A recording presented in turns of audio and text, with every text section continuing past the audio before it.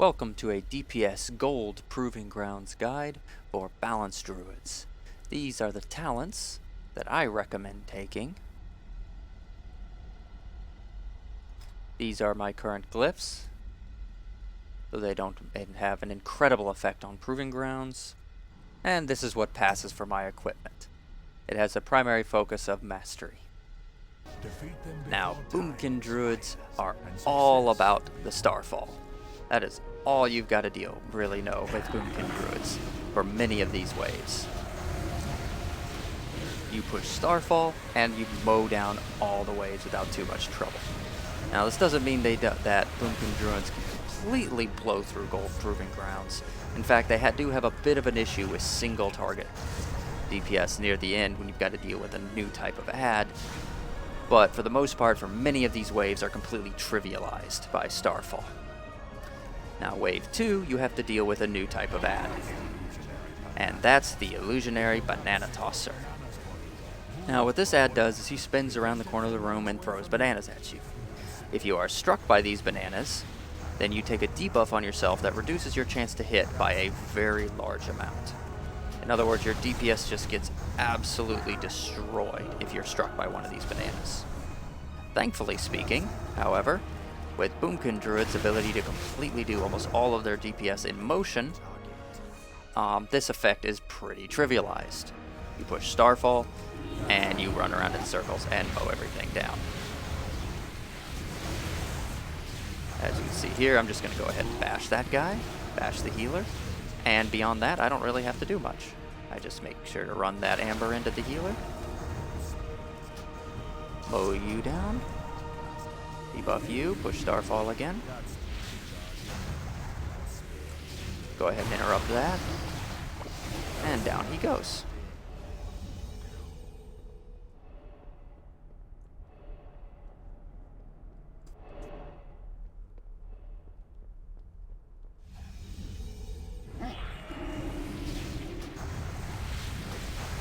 Alrighty.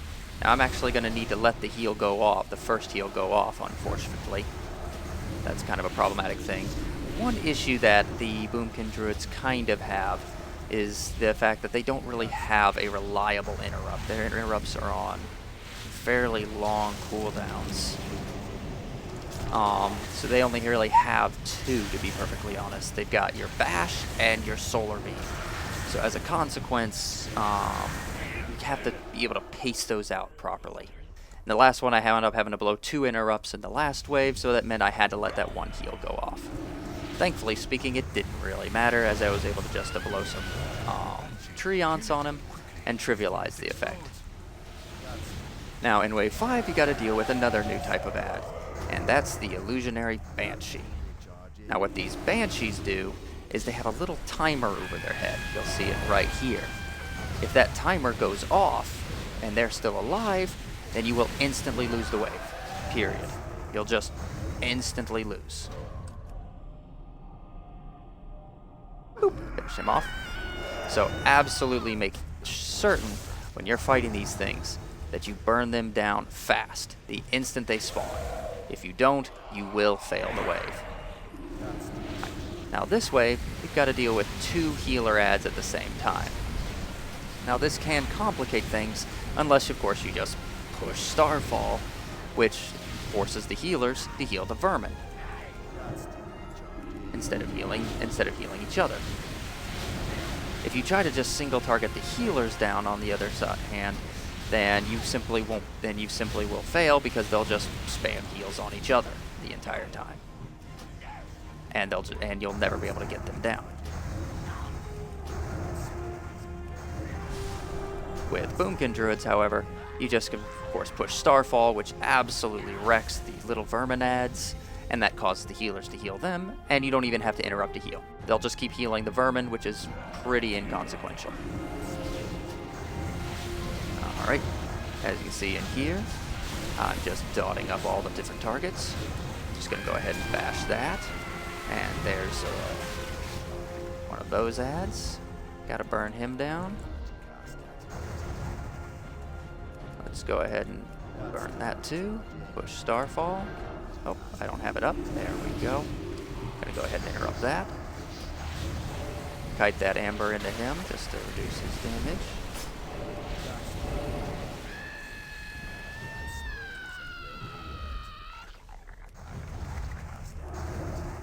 And I'm just gonna kite that over here. And boom. There we go. Wave 8 down. Alrighty. Now, wave 7 down. Now in wave 8, we've got to deal with another new type of ad. And that is the Illusionary Shah.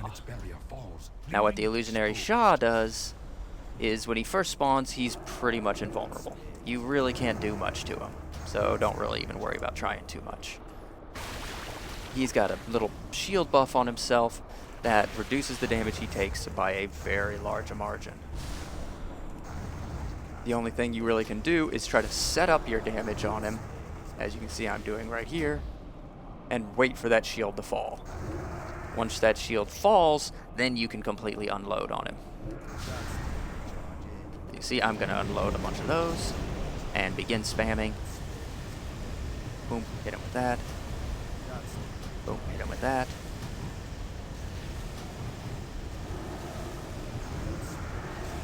And you see, I'm just unloading on him, and down he goes. You have to just unload completely on him.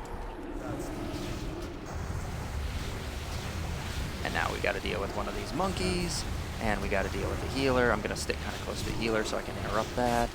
I'm going to try to focus primarily on the healer and pushing Starfall.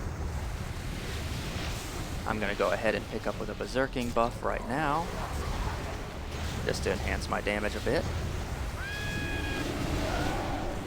I'm going to go ahead and throw the Silence on because I have a feeling I got to deal with it. And down it goes. And he's about to become invulnerable. So I'm just going to unload my Treants. Hit him with that. Again, spamming. You see I'm just spamming and unloading on him. Now I just pushed the wrong button. And down he goes. Now this wave isn't too problematic because you have plenty of time. As you see, I've still got 16 seconds left to completely unload on him. But you do have to, of course, follow your usual standard procedure. Dot up the monkey, starfall him down, dot up the healer, wear the healer down, interrupt those heals, and of course burn the Banshee the instant it spawns. Alright, now the final wave, you've got a large illusionary Sarok that you got to deal with, which is more of, as far as I can tell, he's just there to give you something to do while you kill time and wait for the large illusionary Shah to become vulnerable. You will have to, of course, deal with a Banshee is going to spawn right before his shield becomes active. There it is. I'm just going to go ahead and pick up the Berserking right now and unload on that. And now I unload all my cooldowns. I'm going to go ahead and push Starfall just to have that going, just for kicks and giggles. And then I completely unload everything. Just spamming Wrath, blow your big Celestial Alignment cooldown, and unload and mow him down. And here unload that, and you're done with plenty of time to spare. It's really, the Shah ads can give you a little bit of a problem right there at the end. That's why you've really got to, of course, manage your cooldowns and manage your Star Surge. It's the only time really, unless you need just a little bit of extra damage on one ad, that you'll really be pushing Star Surge over Starfall throughout all Gold and Proving Ground guides. Right when they become vulnerable, unload those Treants, blow your Star Surge, make sure you have it for waves 9 and 10, make sure you picked up that Berserking buff, and just unload everything on them and single target them down. Beyond that, most of the waves are simply push Starfall and run around and dot everything up. That's, to be fair, that's pretty much everything you have to do with Balance Druids. Anyways, thanks for watching, and I hope this guide helps.